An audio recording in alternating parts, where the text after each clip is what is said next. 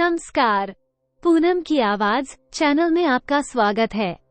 हमारी आज की कहानी है लक्ष्मी और कुलशनी, दो बहनों की कहानी। हमारे चैनल पर नए हैं तो प्लीज हमारे चैनल को सब्सक्राइब करें, वीडियो को लाइक करें और शेयर करें। एक राजा और एक रानी थे। दोनों एक दूसरे को बहुत प्यार करते थे। राजा के राज्य में भी चारों तरफ खुशहाली थी। प्रजा भी राजा को बहुत प्रेम देती थी। राजा के राज्य में प्रजा चारों तरफ से सुखी थी। कोई प्रजा को दुख नहीं था। राजा अपनी पत्नी से भी बहुत प्रेम करता था और धीरे धीरे समय बीत रहा था और राजा के दिन बड़े खुशी के साथ व्यतीत हो रहे थे। राजा की पत्नी समय रहते गर्भवती हुई और 9वें महीने उसने एक बेटी को जन्म दिया। लेकिन भगवान की करनी कुछ और ही थी। बेटी के जन्म के पश्चात ही रानी चल बसी, जिससे राजा को बहुत सदमा लगा।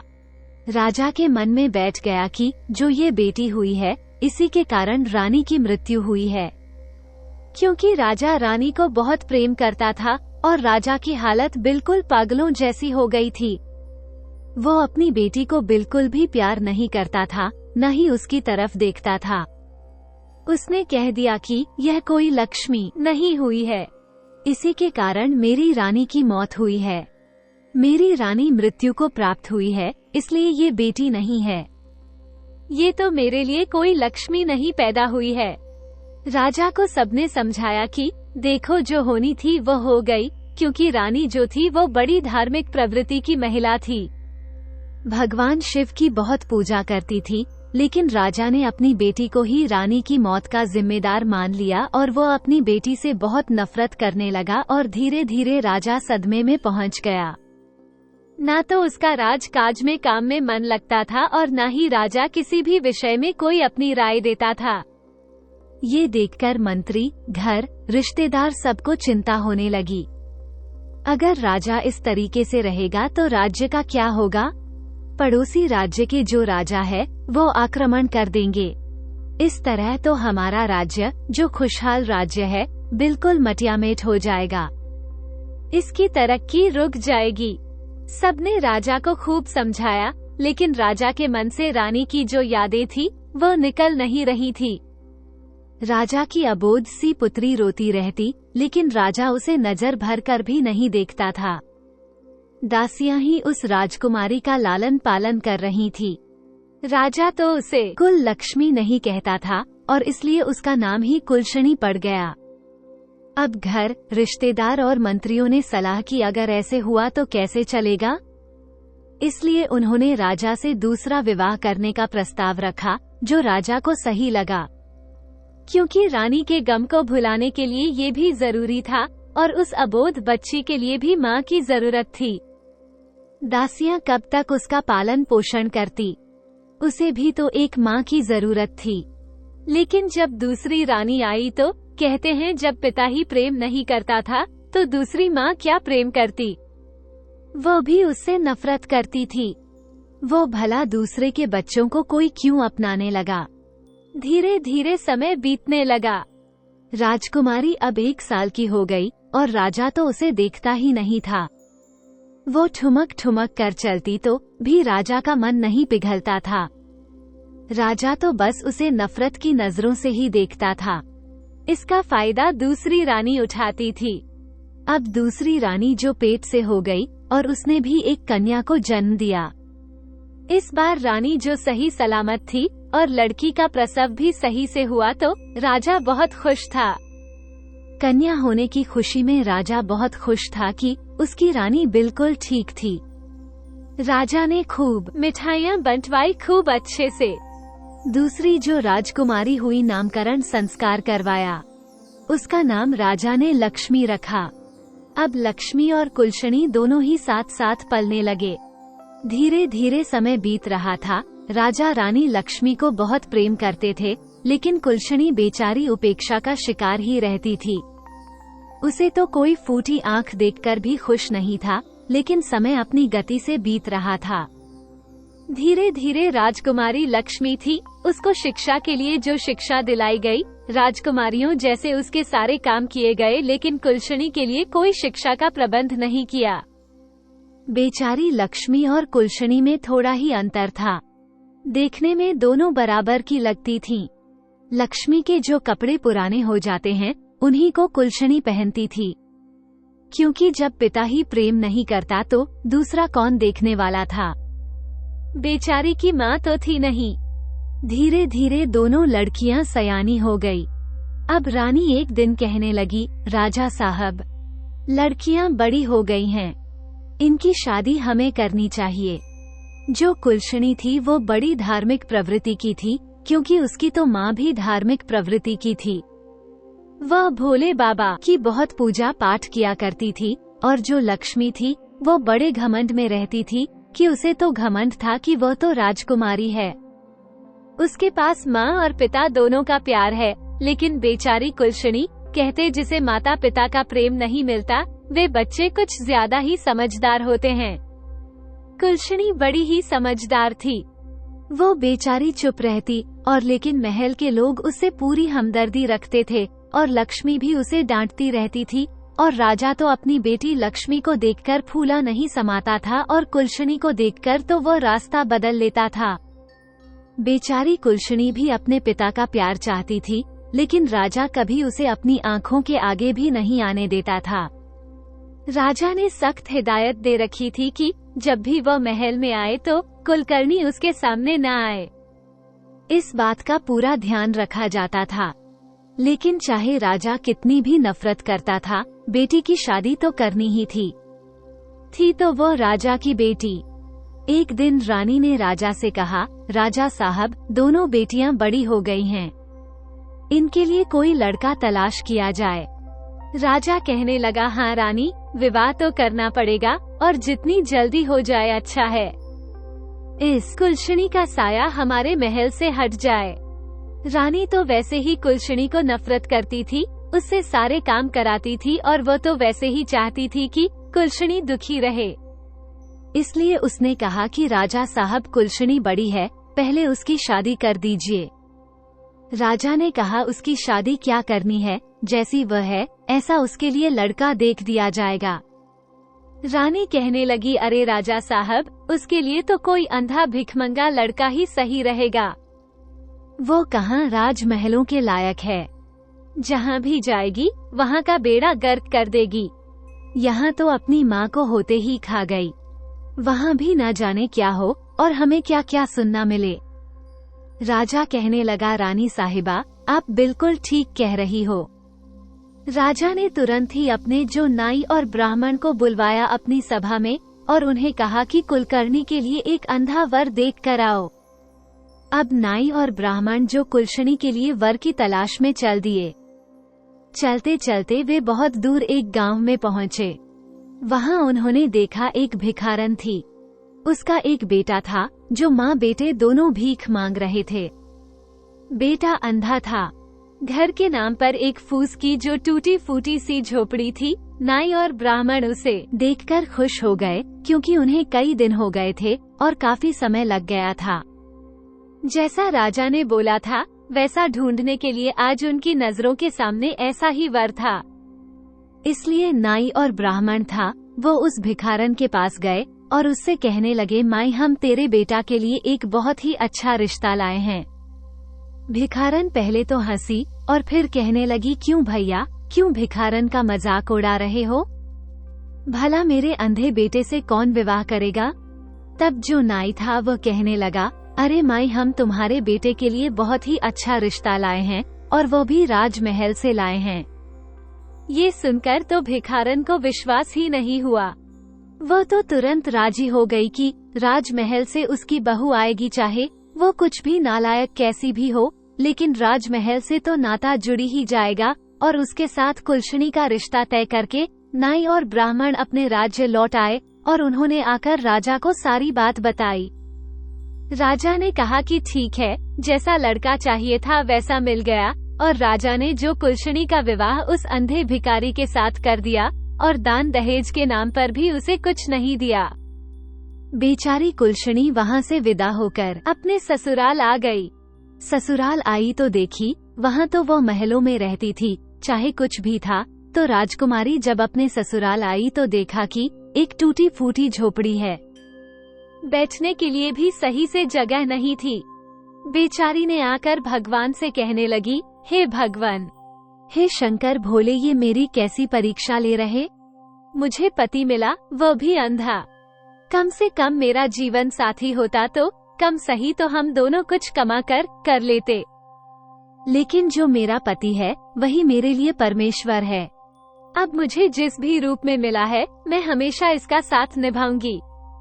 और अपनी सासू माँ से वो कहने लगी, माँ जी, जो भी घर में है वे खाना बनाने के लिए मुझे दे दीजिए, क्योंकि उसकी सास और उसका पति भीख मांगते थे जो 2-4 रुपए होते थे। उन्हीं से उनका घर खाना बनता था। आधी बार तो उन्हें भूखा ही सोना पड़ता था। लेकिन लक्ष्मी ने जो भी पैसे मिले उनसे उसने जो खाना बनाया, अपनी सासू माँ और अपने अंधे पति को खाना खिलाया, और जो बाद में बचा खुचा वो ग्रहण कर लिया और भोले बाबा की मर्जी मानकर उनके साथ बड़े प्रेम से रहने लगी। अपने सास और अपने पति की सेवा करने लगी। उसने उन्हीं में सुख तलाशने की कोशिश की। उधर अब रानी कहने लगी, राजा साहब, कुलशनी का तो विवाह हो गया, उससे तो हम जो छुटकारा पा चुके हैं, लेकिन अब हमारी लक्ष्मी बिटिया के लिए भी कोई अच्छा सा वर ढूंढ दीजिए। राजा ने अपने नाई और ब्राह्मण को बुलाया और कहा कि एक अच्छे से राजा का बेटा राजकुमार, जो कि अच्छा राजकुमार, अच्छा बड़ा राज्य होना चाहिए, जिसमें हमारी लक्ष्मी बेटी का विवाह तय करना चाहिए। नाई और जो ब्राह्मण था वो लक्ष्मी के लिए वर ढूंढने चल दिए और एक चक्रवर्ती राजा के यहाँ पहुँचे। और लक्ष्मी क्योंकि देखने में सुंदर भी थी और वहाँ पर जो राजकुमार था राजा का एक ही था और वह भी चक्रवर्ती सम्राट बनने वाला था, इसलिए उन्होंने वहाँ पर लक्ष्मी का रिश्ता तय कर दिया। समय से बारात आई। राजा ने खूब दान दहेज दिया और लक्ष्मी को बड़े शानो शौकत के साथ विदा किया। बेचारी कुलशनी उधर अपने जैसे तैसे दिन काट रही थी और लक्ष्मी तो ऐशो आराम से आई थी और रानी बनकर ही रही। उधर राजकुमारी थी, माँ बाप का प्यार मिला। इधर भी उसे अच्छा राजमहल और चक्रवर्ती सम्राट जैसा पति मिला। अब कुलशनी ने एक दिन उसकी सासू माँ कुछ पैसे भीख मांग कर लाई तो वह कहने लगी, माँ जी, यह भीख मांगना हमें अच्छा नहीं लगता। इससे अच्छा है कि हम कोई काम कर लें। उसकी सासू माँ कहने लगी, बेटी बहू मेरे घर की तो तुझे कुलशनी कहते हैं, लेकिन तू तो मेरे घर की लक्ष्मी है, तू जो कहेगी मैं मान लूंगी। वह कहने लगी, माँ जी, इन पैसों से मैं कुछ खरबूजे खरीद कर लाती हूँ। गर्मियों का समय है, खरबूजे और तरबूज इस मौसम में बहुत बिकते हैं। मैं उन्हें बेचूंगी और उससे अपना गुजारा करेंगे। कम से कम हम अपने आत्मसम्मान से तो रहेंगे। आप भीख लेने जाती हो, 10 लोग आपको ठुकराते हैं, कोई 1-2 तरस खाकर भीख देता है। मुझसे ये देखा नहीं जाता कि लोग आपका अपमान करें, इसलिए आज से आप घर पर रहो और मैं ये तरकारी भाजी बेचने जाया करूंगी। उसकी सासू माँ बोली, बेटी तो नई है, कहाँ जाएगी? वो कहने लगी, नहीं माँ जी, आप घर में रहो। वह बोली, ठीक है। अब उन पैसों के जो भी थे उसने एक डलिया ली और उसमें कुछ तरबूज और खरबूजे रख लिए और लेकर चल दी और जंगल के रास्ते पर एक मंदिर था, उसी मंदिर के सामने जाकर बैठ गई। बड़े ताजे ताजे खरबूजे थे और गर्मियों में तो खरबूज तरबूज लोगों को बहुत ही पसंद आते हैं, इसलिए हाथों हाथ कुलशनी के खरबूजे और तरबूज बिक गए। उसके सारे उसने बेच दिए। अब उसके पास सिर्फ 2 खरबूजे रह गए। उसी समय संयोग से माता पार्वती और महादेव जी उसी रास्ते से गुजर रहे थे। माता पार्वती कहने लगी, शंकर जी, देखो खरबूजे की महक यहाँ तक आ रही है, मुझे तो खरबूजा खाना है। शंकर जी कहने लगे, अरे पार्वती, तुम भी किस चक्कर में पड़ रही हो, चलो कैलाश चलते हैं। तभी तो तुमने कहा था कि मुझे पृथ्वी पर भ्रमण करना है और मैं तुम्हें घुमाने के लिए ले आया, तो अभी तुमने कौन सी रट लगा ली? कहते हैं ना कि जो नारी हठ होती है वह मनवा के ही रहती है। वह कहने लगी, नहीं नहीं महादेव, मुझे तो उस रास्ते से जाना है। देखो उधर खरबूजे की बड़ी अच्छी खुशबू आ रही है, कैसी ताजे ताजे उसके पास खरबूजे हैं और वो तो आपकी भगत है। अब पार्वती, माया और भोले बाबा ने बूढ़े बुढ़िया का भेष धारण किया और पहुंच गए कुलशनी के पास।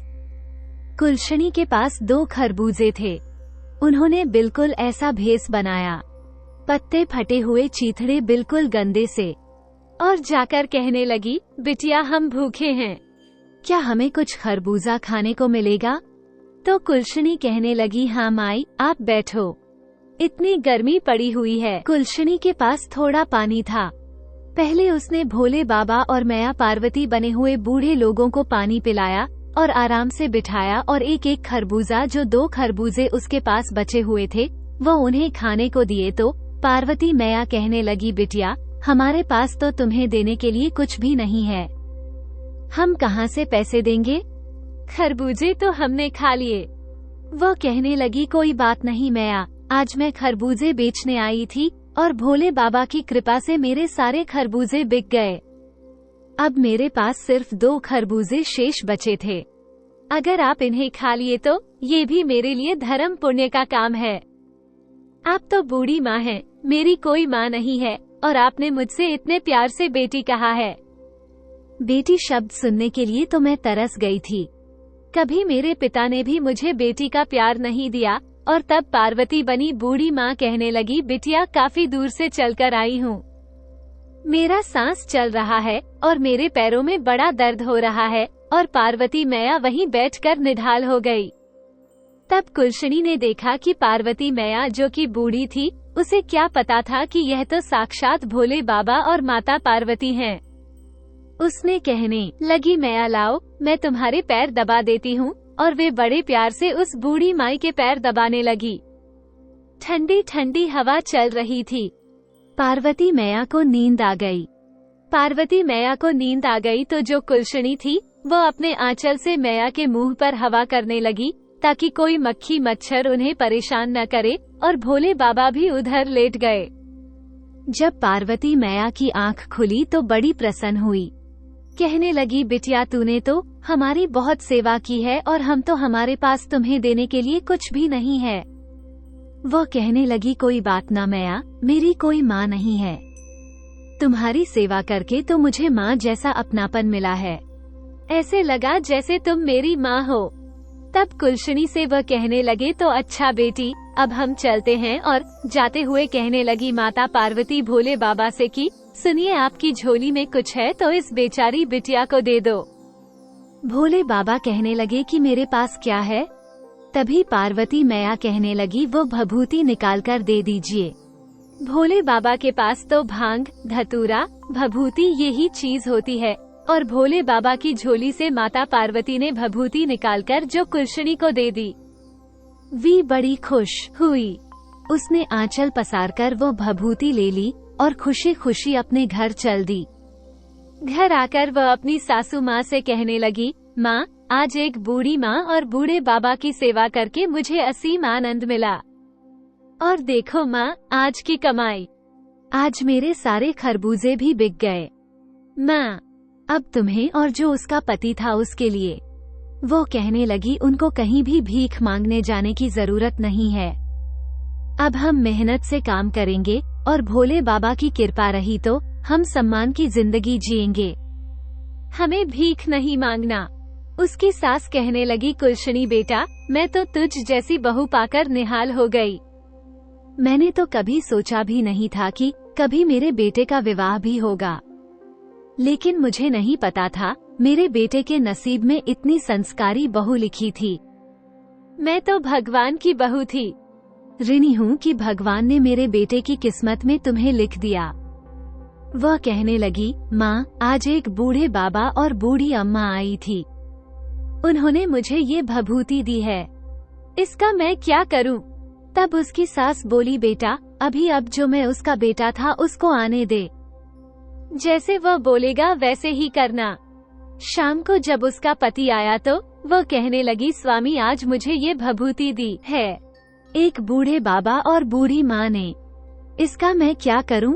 तब उसका पति कहने लगा, एक काम करो, घर के चारों कोने में इसे बुर्क दो और जो बचे उसे कुछ संदूक में रख दो और पूरे घर में इसे छिटका दो।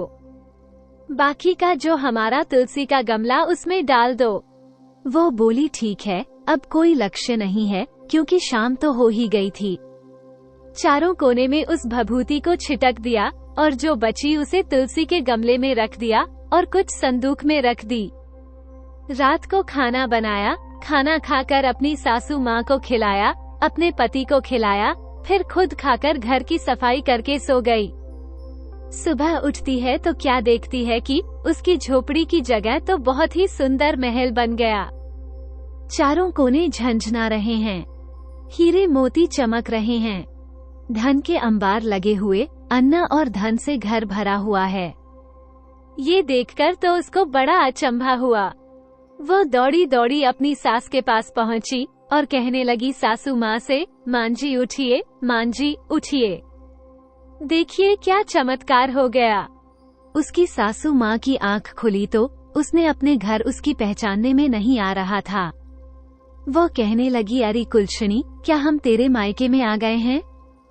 आज तक तो तेरे पिता ने कभी मुड़कर नहीं देखा, लेकिन मैं तो सोई हुई थी, कब मुझे यहाँ लेकर आ गई? तो तब वो कहने लगी, कोई लक्ष्य ने नहीं माँ जी, यह मेरे पिता का घर नहीं, ये तो हमारा घर है। देखिए, शायद ये भोले बाबा की और माता पार्वती की अनुकंपा हुई है। उन्हीं की कृपा से मेरे भाग्य बदल गए हैं।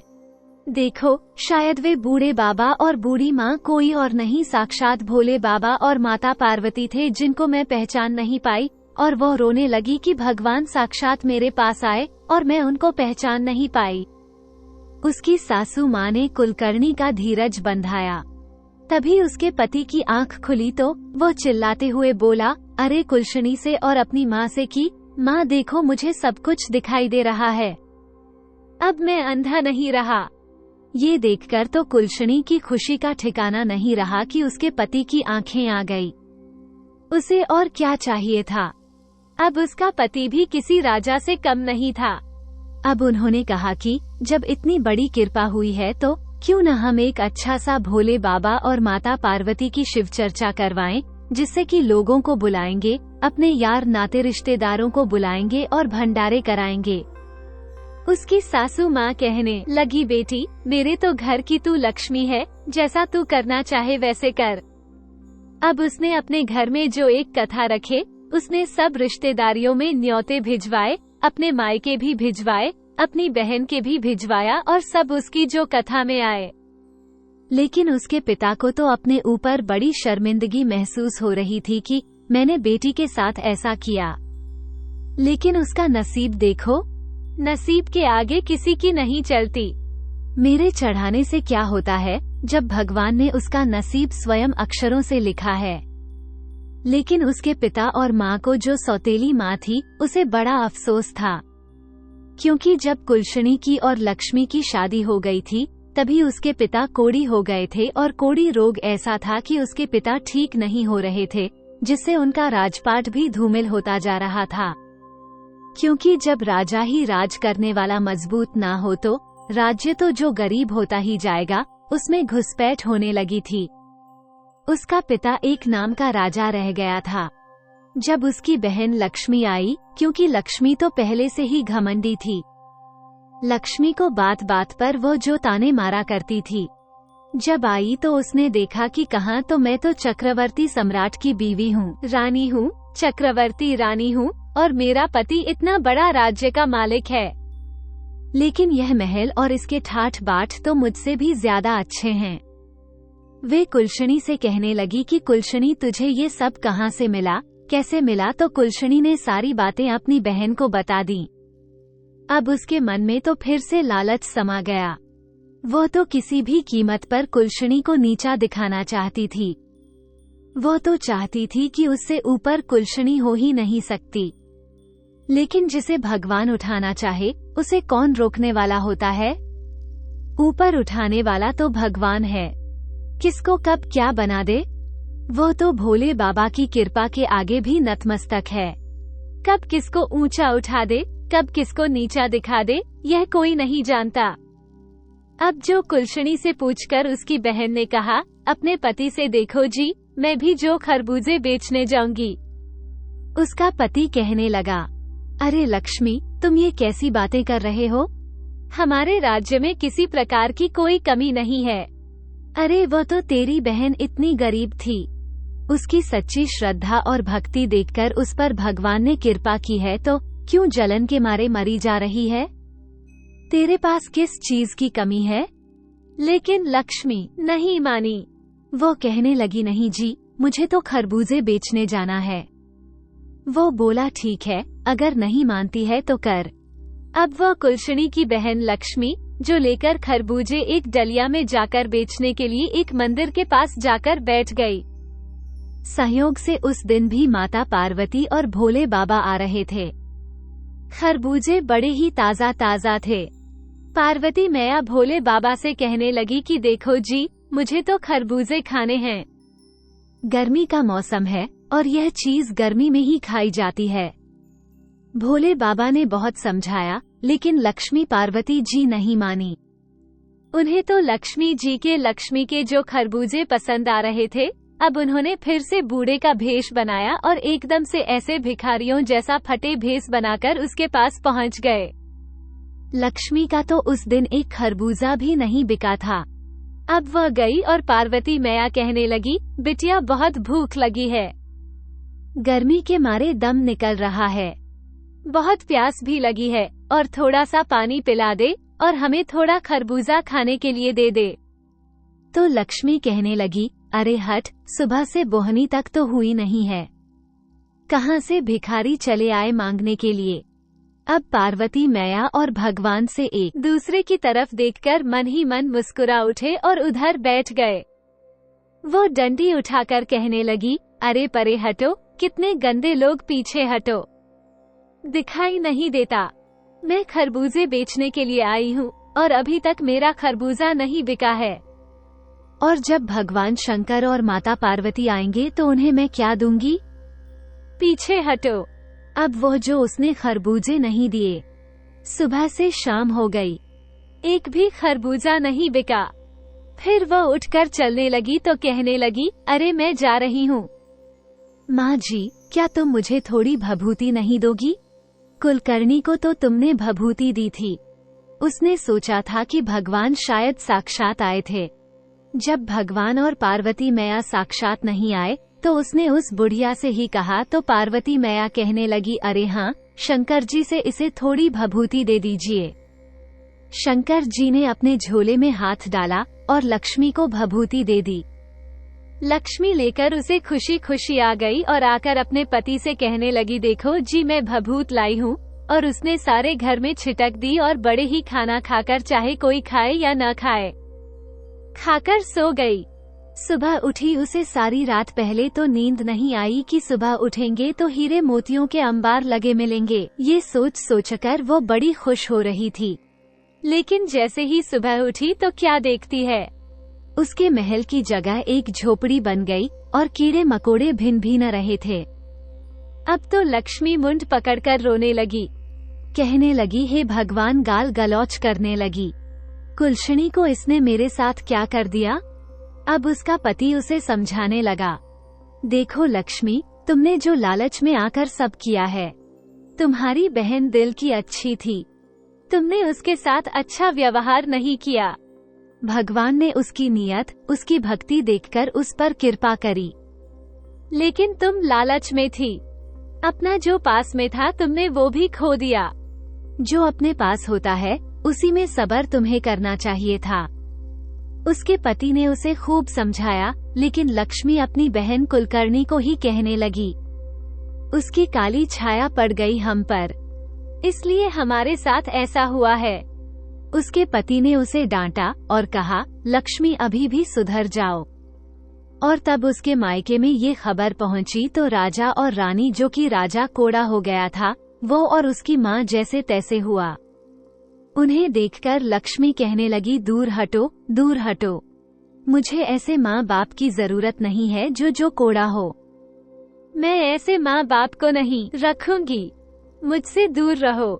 उसके माँ बाप तो अपनी बेटी का दुख में दुखी होने के लिए आए थे, लेकिन उसकी बेटी ने उन्हें छिटका दिया। और जब ये बात कुलशनी को पता चली कि उसके माता पिता भी दर्द के भिखारी हो गए हैं और उसकी बहन के साथ ऐसा हो गया है कि उसका राजपाट भी जो सब नष्ट हो गया है। तो वह कुलशनी अपने पति के साथ आई और अपना आधा धन देकर अपनी बहन का राजपाट बसाया और अपने माता पिता को अपने साथ ले गई और उनकी बहुत सेवा की और भगवान की कृपा से और कुलशनी की श्रद्धा और भावना से और भोले बाबा के आशीर्वाद से जो उसके माता पिता ठीक हो गए। अब उन्हें अपनी गलती का पूरा एहसास था कि जिसे वह कुलशनी समझ रहे थे वो तो साक्षात लक्ष्मी थी और वह अपनी गलती के लिए भोले बाबा से क्षमा याचना करने लगे और अपनी बेटी को लक्ष्मी को बुलाने लगे। उनका राजपाट भी लौट आया था और पहले की तरह कुलशनी का पिता राजा बन गया और फिर से राजपाट करने लगा और अब कुलशनी को हर तीज त्योहार पर सब पर बुलाने लगे और अपनी बेटियों को बहुत प्यार करने लगे। हे भोले बाबा, जैसे कुलशनी को पीहर मिला, पीहर में उसका मान सम्मान बढ़ा, ऐसे ही जो ये कथा सुन रहे हैं उनके मायके में भी उन बहनों का मान सम्मान बढ़े, उनका भी जो उनकी भी इज्जत हो, उनके भी भाई भाभी उन्हें बहुत प्यार करें और उनकी सभी मनोकामना पूरी हों। समय समय पर बेटियों का मायके जाना बना रहे। दोस्तों, जो ये कहानी सुन रहे हैं और जो ये कहानी कह रहे हैं, हे भोले बाबा उनकी सभी मनोकामना पूरी करना। तो दोस्तों, आपको ये कहानी कैसी लगी? लाइक और कमेंट करके जरूर बताएं और चैनल को सब्सक्राइब करना बिल्कुल ना भूले। मिलते हैं एक नई कहानी के साथ। बहुत बहुत धन्यवाद।